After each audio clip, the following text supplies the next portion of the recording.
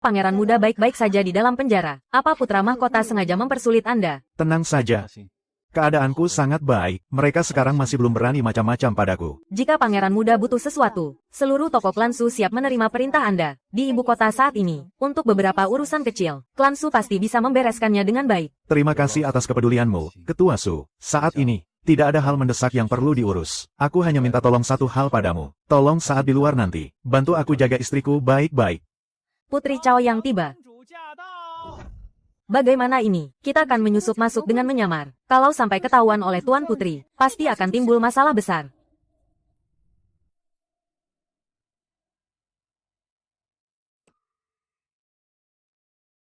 Kenapa kalian semua ada di sini? Penjara kerajaan ini penjagaannya sangat ketat. Orang luar tidak diizinkan menjenguk. Aku saja harus memohon lama pada kakak putra mahkota agar bisa masuk. Lingxi, untuk apa kamu datang kemari? Tentu saja aku mau menjenguk Kak Yongan. Aku takut kakak menderita di penjara ini, dan dipersulit oleh orang lain. Kak Yongan, ayo aku bantu kakak keluar dari sini. Jangan konyol, ini adalah penjara kerajaan. Mana boleh kamu bertindak seenaknya di tempat seperti ini. Urusanku bisa kuselesaikan sendiri. Kamu tidak perlu repot-repot memikirkannya.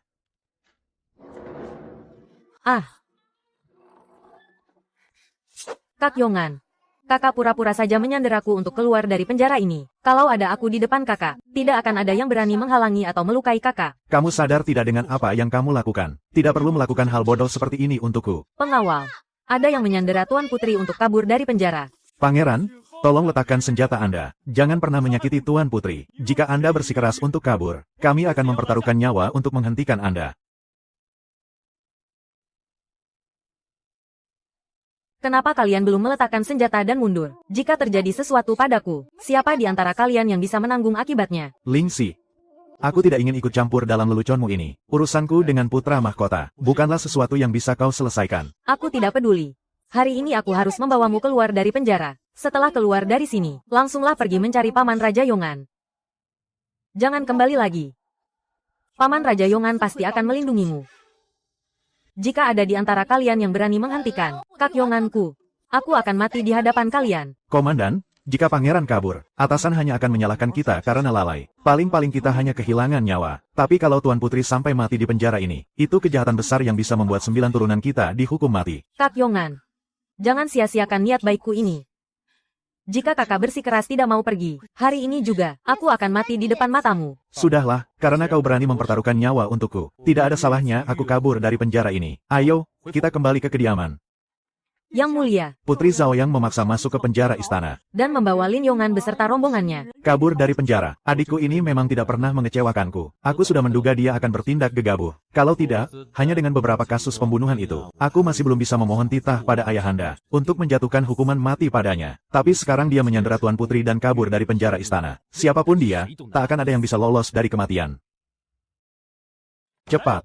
Segera kumpulkan pasukan, ikut aku untuk menangkap Lin Yongan. Yang mulia, mohon pikirkan baik-baik. Mengepung kediaman Tuan Muda bukanlah hal sepele. Pasukan Yongan adalah prajurit yang teruji di medan perang. Apa kau pikir anak buahku ini semuanya sampah? Lalu menurutmu, apa yang harus kita lakukan? Yang mulia memegang kekuasaan penuh atas negara ini. Mengapa tidak langsung mengeluarkan perintah untuk mengerahkan pengawal kekaisaran? Pengawal kekaisaran adalah prajurit elit ibu kota. Sekuat apapun pasukan Yongan, mereka tak akan mampu menahan kehebatan pengawal kekaisaran. Kau ini, otakmu lumayan pintar juga. Kekuatan tempur pengawal kekaisaran sangatlah hebat. Jika mereka yang turun tangan, Lin Yongan pasti akan mati hari ini.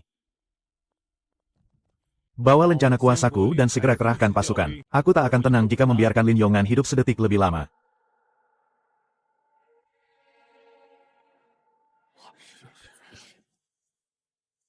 Lin Yongan, kau menyandera putri dan kabur dari penjara kekaisaran. Tindakan ini sama saja dengan pemberontakan. Aku sudah mengirim pasukan untuk mengepung kediamanmu. Yang mulia putra mahkota, sungguh pengerahan pasukan yang luar biasa besar. Hanya demi menangkapku, kau bahkan rela mengerahkan pengawal kekaisaran. Formasi semegah ini, benar-benar membuatku kagum. HMPH, kau harus sadar, posisiku sebagai putra mahkota pemegang kuasa negara, hanya berada di bawah satu orang, dan di atas puluhan ribu orang. Kekuatan yang bisa kukerahkan jauh melampaui kemampuanmu. Berani melawanku, kau hanya mencari mati. Oh, ternyata kau masih sadar kalau posisimu berada di bawah satu orang. Hukum leluhur menyatakan, pengawal kekaisaran tak boleh dikerahkan tanpa titah suci. Tindakan yang mulia ini sudah melampaui batas kewenangan. Atau jangan-jangan kau berniat merebut tahta. Ajalmu sudah dekat, tapi kau masih berani mengadu domba aku dengan ayahanda. Simpan saja omong kosongmu itu untuk di alam baka. Seluruh prajurit, dengarkan perintahku. Tangkap Lin Yongan sekarang juga. Tahan.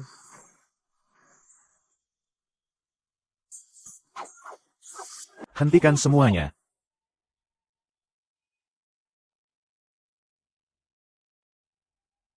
Adik ketiga, kenapa kau ada di sini?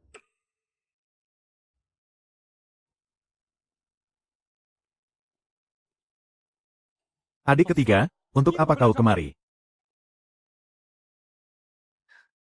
Sepertinya, aku memenangkan taruhan ini. Pangeran ketiga benar-benar menepati janjinya. Tuan muda tidak mengecewakanku. Mana mungkin aku mengecewakanmu? Kalian semua, berlutut dan dengarkan titah Kaisar. Aku memerintahkan pengawal istana segera kembali ke barak. Tidak boleh ada bantahan.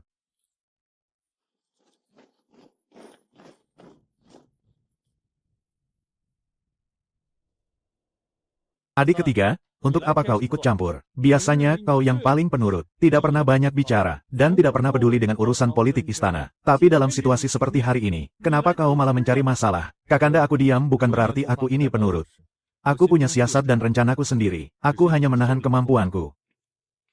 Dan sengaja berpura-pura bodoh di hadapanmu dan kakak kedua. Jika aku terlalu cepat menunjukkan ambisiku, pasti kalian berdua sudah lama bersatu untuk menyingkirkanku. Selama ini aku bersabar, hanya untuk menunggu kau salah melangkah. Sekarang waktunya sudah tiba. Tentu saja aku tidak akan tinggal diam lagi. Bagus.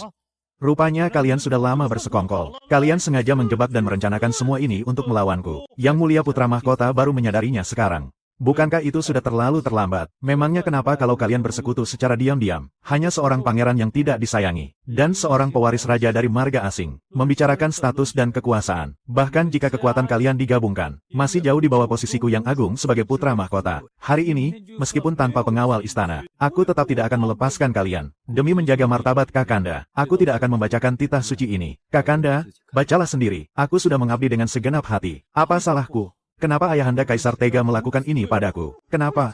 Kalian pasti menjebakku. Hari ini, kalian semua harus mati.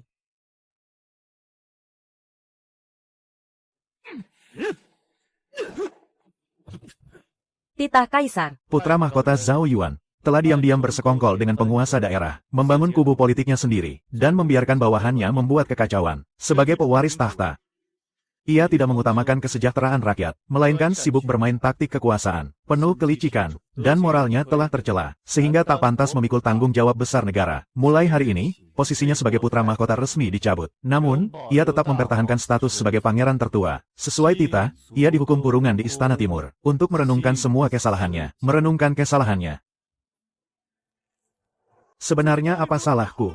Kenapa ayahanda begitu tega melengserkanku? Kau bersekongkol dengan penguasa daerah, dan sibuk bermain politik. Itu sudah lama menjadi akar malapetaka kamu. Seorang penguasa, harus selalu mengutamakan rakyatnya, bukan sekadar bermain taktik licik.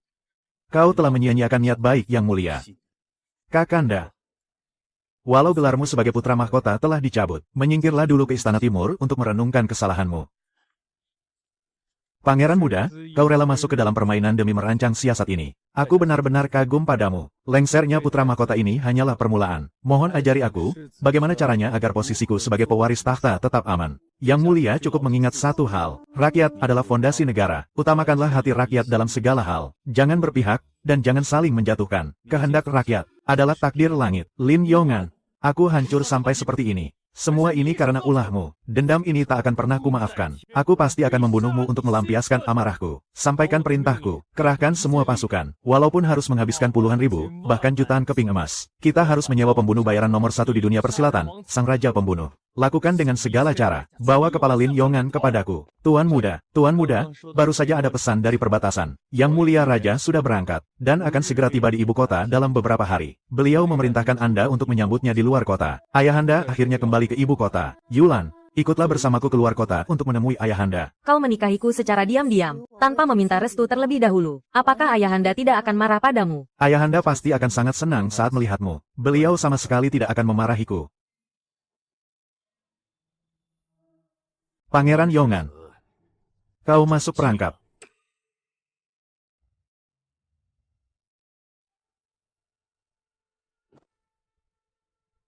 Chang. Pangeran Yongan, Sepanjang hidupku mengembara di dunia persilatan, aku tidak pernah gagal dalam menjalankan tugas. Seseorang rela membayar 10.000 keping emas, hanya untuk menukar nyawamu. Jadi hari ini, kau harus mati di hutan ini.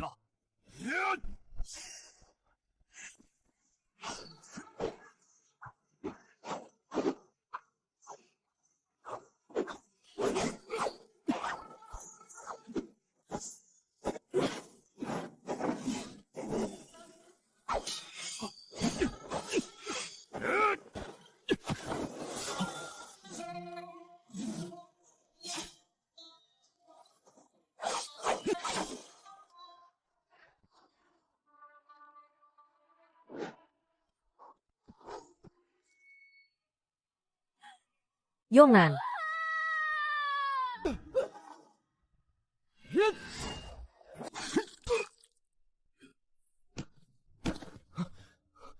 Tuan muda.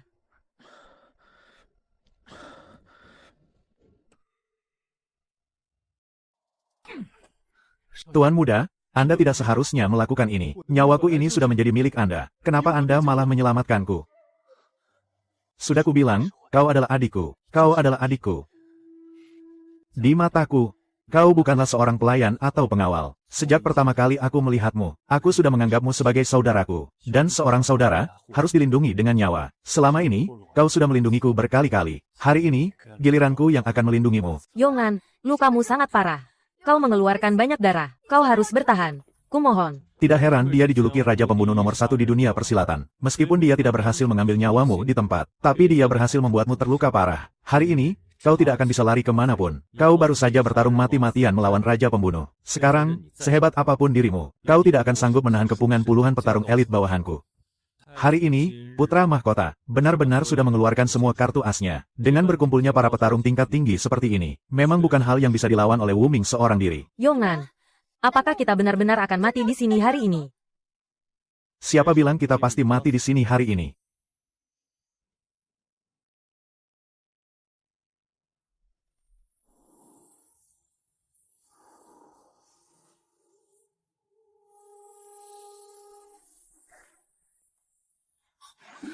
Kau ternyata menguasai ilmu bela diri.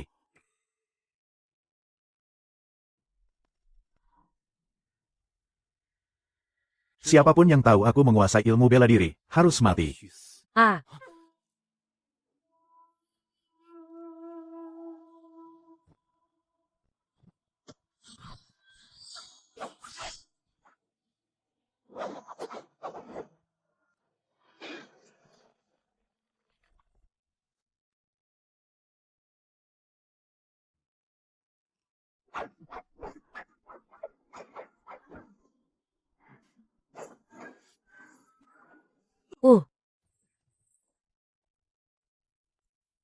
Yongan, bakatmu sungguh luar biasa. Di dunia ini, orang yang bisa mengalahkanmu sekarang, tidak lebih dari 5 orang. Kau sudah terhitung sebagai petarung papan atas. Tapi kau harus selalu ingat, jika bukan dalam keadaan hidup dan mati, jangan pernah menunjukkan ilmu bela dirimu di depan siapapun. Ayahanda, aku tidak mengerti. Aku jelas-jelas lebih kuat dari Wu Ming. Lalu kenapa masih butuh dia untuk melindungiku? Hah? Yang mulia kaisar kita ini adalah seorang ahli dalam mempermainkan kekuasaan. Ini adalah siasat terbukanya. Dia ingin membuat keluarga Lin kita perlahan-lahan kehilangan kendali atas pasukan Yongan. Coba kau pikir, jika penerus keluarga Lin tidak menguasai bela diri, prajurit pasukan Yongan pasti ada yang tidak akan tunduk. Jika ini terus berlanjut, dalam waktu kurang dari 3 generasi, hak turun-temurun tahta Raja Yongan hanyalah sebuah cangkang kosong.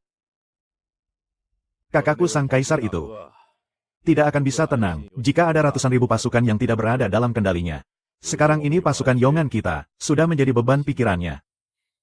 Ayahanda, aku mengerti. Lalu, jika di masa depan aku menghadapi saat di mana aku terpaksa harus menggunakan ilmu bela diri, jika sudah sampai pada titik di mana kau terpaksa harus bertarung, maka hanya orang mati yang bisa menyimpan rahasia ini. Sayang sekali nasib kalian amat buruk, karena melihat pewaris Raja Yongan menguasai ilmu bela diri. Sekarang, aku hanya bisa membuat kalian bungkam untuk selamanya. Lin Yongan, walaupun kau bisa bela diri, lalu kenapa? Kau benar-benar berpikir kalian berdua bisa mengalahkan para ahli bela diri tingkat tinggi yang telah kubina bertahun-tahun ini? Serang mereka, siapapun yang bisa membunuh Lin Yongan, akan kuberi imbalan 10.000 tahil emas. Membunuh Lin Wuming juga akan mendapat 1.000 tahil emas.